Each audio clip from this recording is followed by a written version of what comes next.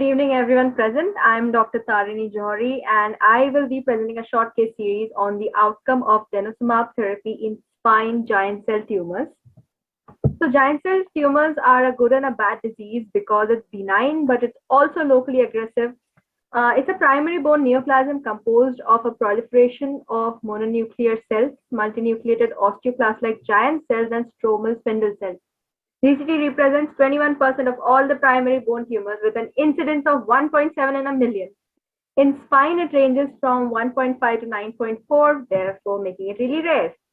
Surgical treatment has been the gold standard for GCT, but due to its friability, off-block resection of GCT in spine is technically more challenging and less effective owing to the risk of collapse or breakage of the mass during the procedure, thereby leading to tumor cell leakage and seeding. We classify GCT using Enneking or Campanacci staging based on the radiological appearance. It describes three phases that correlate with tumor local aggressiveness. So stage 1 being latent, stage 2 being active, and stage 3 being aggressive. Of all the neoadjuvants, denosumab is the monoclonal antibody that is used for targeted therapy as transplantation, a cytokine that is expressed by the osteoblast surface, which inhibits the rank that is expressed on the osteoclast, thereby helping in prevention of bone erosion. So, three patients were included in the study that was diagnosed with spine GCT from our institutions. Denosumab usage was categorized as either preoperative treatment or postoperative treatment. All the patients were administered 120 mg subcutaneous dose monthly for the next 6 months, and the symptomatic treatment as well as the functional improvement was calculated according to the VAS scores, ODI, and Frankel grading. On imaging, local effect of denosumab treatment at 6 months was staged using the classification provided by Boreani.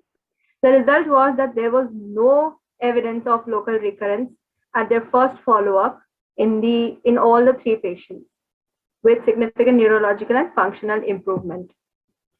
So in order to stage the local effects of denosumab, Boreani proposed 6 levels based on the ossified rim in the periphery and the formation of new bone within the lesion.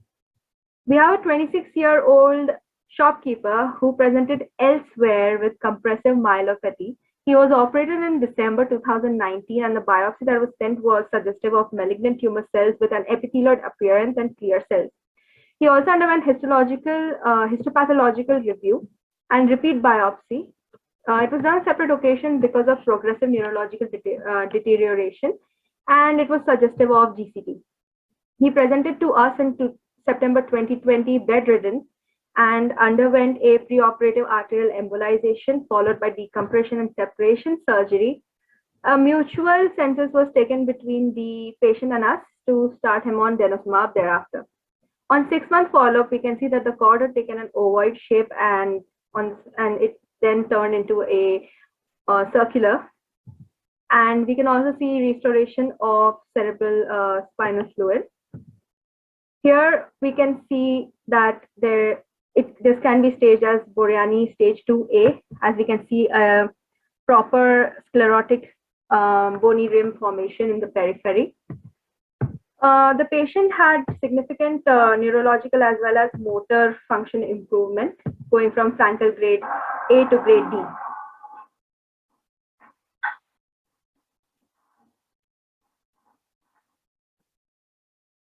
So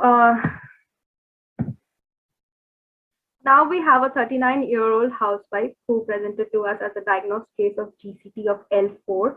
The patient was started on denosumab for the next 5 months, but thereafter she began to deteriorate and presented as a cauda equina syndrome. On the MRI, we can see that the tumor is encroaching the surrounding soft tissue, as well as it is engulfing the pedicle and the facets and causing cord compression at L4.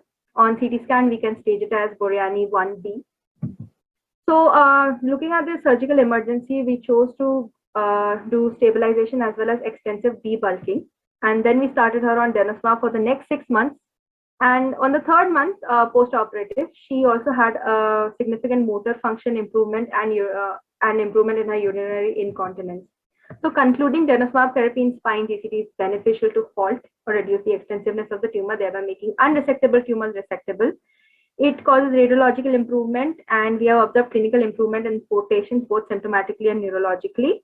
It is a reasonable alternative in patients where surgery has an increased risk. And despite many recommendations, the dosing schedule and the duration of denosumab therapy still remains uncertain. Thank you.